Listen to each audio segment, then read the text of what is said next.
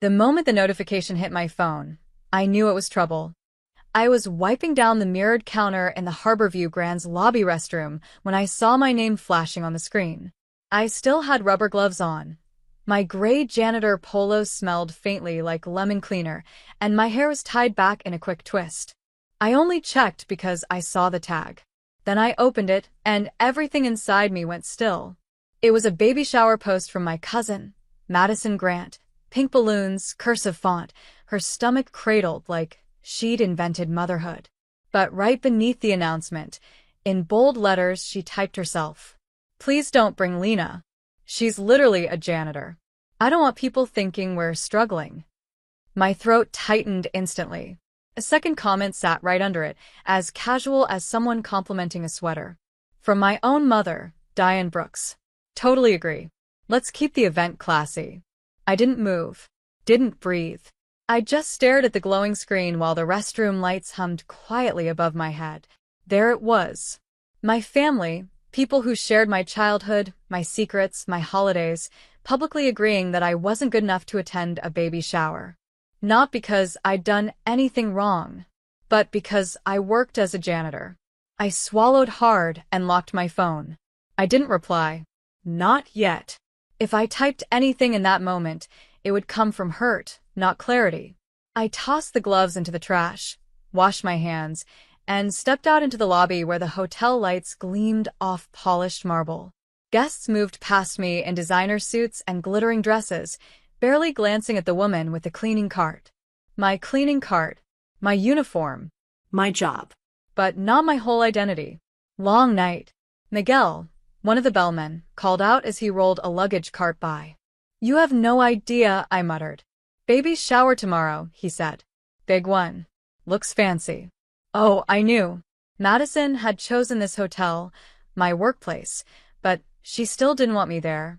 I finished my shift quietly, cleaning up after a corporate reception, wiping spilled champagne off tables and emptying bins overflowing with glitter-coated napkins. I clocked out at midnight, changed into my hoodie, and headed outside. My phone buzzed. A text from my mother. Mom. "Lena, don't come tomorrow. It's not the kind of crowd you're comfortable with. Please don't make things awkward." That one hurt more than the comment. Because she really believed that. Not "you deserve respect." Not "we want you there." Not even "how are you doing?" Just "you don't belong." I sat in my old Honda Civic for a good minute, staring out at the empty parking lot. The hotel lights shimmered on the building like it was something precious. And it was. To me. Because 3 years ago, when the Harborview Grand was drowning in debt, I bought into it. I didn't tell my family, because they laughed the last time I shared a dream with them. I didn't post about it online, because success felt more real when it was private. I'd taken every penny I had saved, plus a loan through my attorney, Ethan Cole, and became the majority owner. The previous owner wanted out fast, and I saw potential where everyone else saw a sinking ship. I kept my janitor job because it gave me constant access to every corner of the hotel. People told the truth when they thought I was nobody. No one manages a place better than someone who works on the floor. But tonight? Tonight, the nobody part snapped something inside me. I drove straight to Ethan's office, the one with a single lamp always left on. He buzzed me in, eyes tired but alert. "Lena," he said, concerned. "What happened?" I handed him my phone wordlessly. He read the comments. His lips pressed thin. "I'm assuming you want action," he said. "Yes," I replied. "Professional. Clean. No shouting, no drama. I just want them to see who they tried to shame." "And not through a text reply?" I shook my head. "Talking won't fix anything. They think they know who I am. Let them see." He tapped a pen on his desk, thinking. "You're the majority owner," he said finally.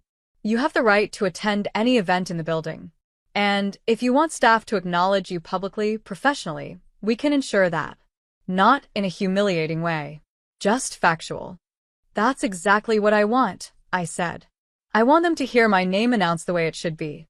Not the janitor. Not the embarrassment. Just the truth." Ethan opened a file drawer and pulled out the ownership documents. He slid them across the table. Seeing my name in print, Lena Brooks, majority shareholder. Hit differently tonight. Carry this with you tomorrow, he said. You likely won't need it, but keep it close. Just for your own confidence. Send the email to management, I said quietly. I want everything ready by morning. He nodded. I'll write it tonight. When I finally left his office, the sky was dark blue. Not night, not morning, just that strange in-between hour where everything feels suspended. I drove home, showered off the bleach smell, and stood in front of my closet. For the first time in a long time, I didn't reach for my work polo. I chose a clean white blouse, fitted slacks, and a soft gold necklace. Simple, elegant, nothing flashy. Just enough to walk into a room without apology. My phone buzzed once more. A message from Madison. If you show up tomorrow in those janitor clothes, I swear I'll be mortified. Please don't ruin my day. I didn't reply. Because tomorrow? Tomorrow wasn't about ruining her day. It was about ending the version of me they kept in their heads, the one who should stay quiet, stay small, stay out of the way. I turned off my lamp, lay down, and whispered to myself. They're about to find out exactly who they tried to exclude. And for the first time in years, I fell asleep smiling. Morning light hit differently when you knew people were about to learn a truth they never expected. I walked into the Harborview Grand at 9:07 a.m. sharp, no cleaning cart, no uniform. No rubber gloves. Just a white blouse, tailored slacks, and quiet confidence I hadn't felt in years. My hair was down, brushed smooth, and for once I wasn't rushing through the staff entrance. I used the main lobby doors. The same doors my family always assumed I wasn't qualified to walk through. The chandeliers glowed, guests buzzed around checking in, and the baby shower decorations were already being wheeled toward Ballroom B. Pink balloons, boxes of cupcakes, velvet tablecloths. But what mattered was the staff. The moment I stepped inside, the front desk manager, Alyssa Chun, looked up. Her eyes widened. Ethan's email had clearly been received. She immediately straightened her blazer. Good morning, Ms. Brooks, she said, voice respectful and clear. It was the first time anyone addressed me that way in front of guests. Heads turned instantly. Alyssa stepped out from behind the counter and gave a small, formal nod. The general manager asked me to escort you to the VIP lounge. Your presence has been noted and staff will follow protocol. My stomach fluttered, not from nerves, but from satisfaction. Perfect. As Alyssa led me through the lobby, two bellmen paused their conversation mid-sentence and nodded respectfully at me. A housekeeper pushing linens smiled nervously, recognizing me even without the polo. Even security at the elevators greeted me with a firm, "Morning, Miss Brooks." Every step felt like reclaiming something I'd lost. When we reached the VIP lounge, sunlight poured through tall windows, illuminating polished wood and soft velvet chairs. This room was usually reserved for celebrities, company executives, and high-profile weddings. Today, it was for me. Alyssa opened the door, stepped inside, and made an announcement to the staff inside. Everyone, attention. Ms. Lena Brooks, majority owner of Harborview Grand, is here. Hearing those words in a room full of employees, some who'd known me only as the woman with the mop bucket, made my breath catch. They all stood a little straighter. A few mouths fell open. One young server whispered, "Wait, she owns this place?" I gave them a polite nod. "Good morning." But my moment was cut by the sound of loud, cheerful chatter outside. Familiar voices. High-pitched. Annoyingly excited. My family. The baby shower crew had arrived early. Madison's laugh echoed down the hallway, followed by a chorus of greetings and squeals. "Oh my gosh, it's beautiful. I can't believe we got a venue this fancy. If only she knew." I glanced at Alyssa. "Is Ballroom B ready?" "Yes, ma'am," she said. "And per the email, all event staff has been informed of your position should you choose to make an appearance." "I'll join shortly," I said. When the staff stepped out, leaving me alone, I let myself breathe for a moment. Just one moment. This was the calm before the reveal. The door cracked open. A server peeked inside. "Ms. Brooks, your guests are gathering at the ballroom entrance." Guests. Not family. That told me everything. "Thank you," I said. I walked into the hallway just as my mom and cousin were fussing with the baby shower balloons. Madison, pregnant belly barely showing, wore a pink dress and a smug expression. Mom looked polished, judgmental, and excited in a way she'd never been excited for anything I did. Neither of them noticed me at first. Not until Alyssa stepped forward and spoke loudly enough for the group to hear. "Miss Brooks, would you like us to open the ballroom for you now?" The entire hallway froze. Madison turned first. Her face dropped so fast it was almost comical.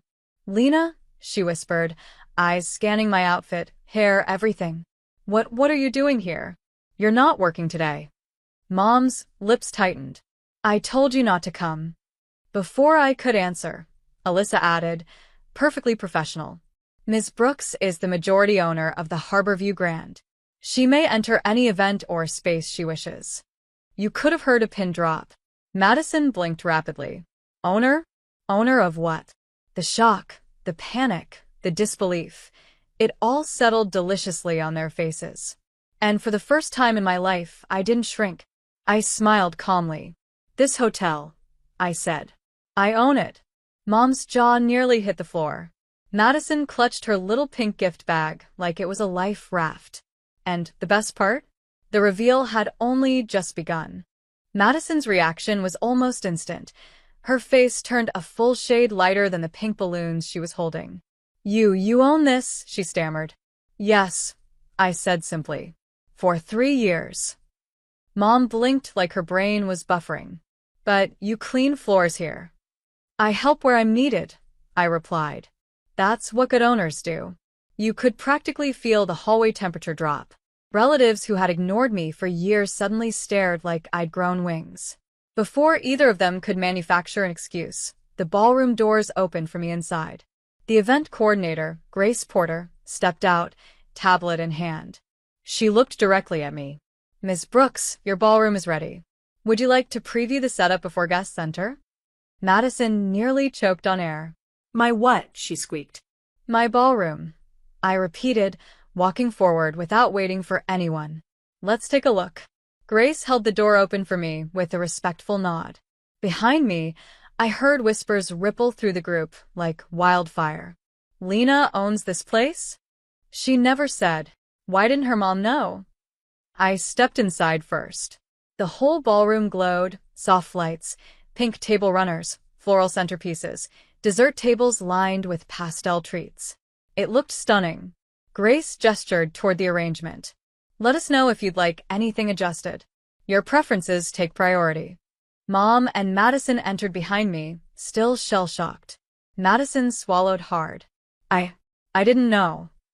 "You never asked," I replied gently. "You only assumed." She opened her mouth, then closed it again, embarrassment flushing her cheeks. Mom approached me slowly. "You bought a hotel and didn't tell me?" I met her eyes. Would you have believed me? Her silence was the answer. Grace approached again, her tone purely professional. "Miss Brooks, the catering manager would like your approval on the final menu placement." Madison stared at me, horrified. "They're asking you?" "Not me. This is her building," Grace said plainly. "We follow her lead." Every guest in sight turned to me as if seeing me for the first time. I walked the room confidently, adjusting small things, giving input, and watching both my mother and cousin realize how wrong they had been. When I finished, I returned to them. Madison fidgeted with her bracelet. "Lena, I'm sorry about the post. I shouldn't have said that. And I shouldn't have agreed," Mom added quietly. The apologies weren't perfect.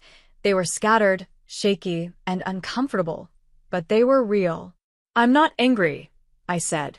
"I just needed you both to stop defining me by a uniform." Madison nodded, eyes glossy. Can you still stay for the shower?" I smiled, soft but firm. "I will. But not because I need your approval. I'm here because this is my hotel, and because I still care about family, even when they forget who I am." Mom reached out, hesitating before touching my arm. "We won't forget again."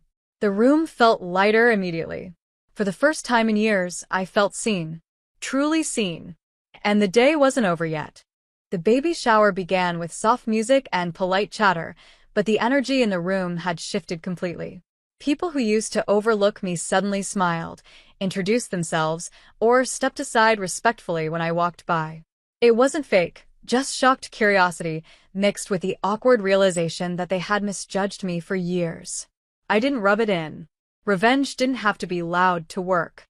Madison sat in the oversized chair designated for the mom-to-be, smoothing her dress nervously. Every few minutes, she glanced my way like she still wasn't sure the reveal had actually happened. Mom hovered beside her, quieter than I'd ever seen her at a family event.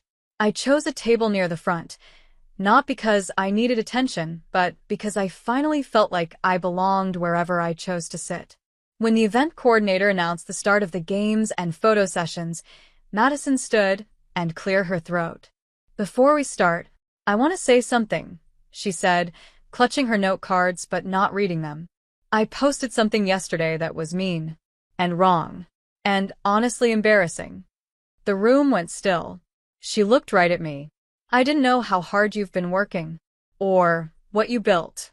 And instead of being proud of you, I mocked you. I hurt you, and I'm sorry." Her voice cracked a little, and real sincerity flickered through. I nodded gently. "Thank you. That means a lot." Mom stepped forward then, hands clasped together. "I judged you based on what I saw on the surface. I forgot that success doesn't have to look a certain way. You've always been independent, Lena. I should have trusted that." She swallowed hard. "I'm sorry, too." The apologies didn't erase the comments from the night before, but they mattered. They felt earned, not forced. "I accept it," I said softly. "I just want us to respect each other. That's all." The tension in the room lifted like someone had opened a window. The event resumed, balloon games, gift opening, laughing relatives, the clinking of tiny plastic cups filled with pink lemonade. I even helped carry some gifts to the table, and this time, no one treated me like the help. Not even for a second. Mom came to sit beside me after a while. "You look different today," she said quietly. "I feel different," I replied. "Not because of the reveal. Because I'm finally done hiding." She nodded, ashamed but grateful. "I'm glad you showed us who you really are." I smiled. I've been her the whole time. As the event wrapped up, Madison hugged me tightly. Awkward at first, then sincere. "Thank you for staying," she whispered. "I don't deserve it." "Family isn't about deserving," I said. "It's about growing." When everyone left, a few staff members approached me with small smiles. "Great reveal, Miss Brooks," one whispered. I laughed. "Let's keep professionalism tomorrow, too." Walking out of the ballroom, sunlight streaming through the windows, I felt lighter than I had in years. I didn't just reclaim my dignity. I reclaimed my voice. And the best part? I didn't need to raise it once. They finally saw me for who I truly was, and the ending was exactly the one I deserved.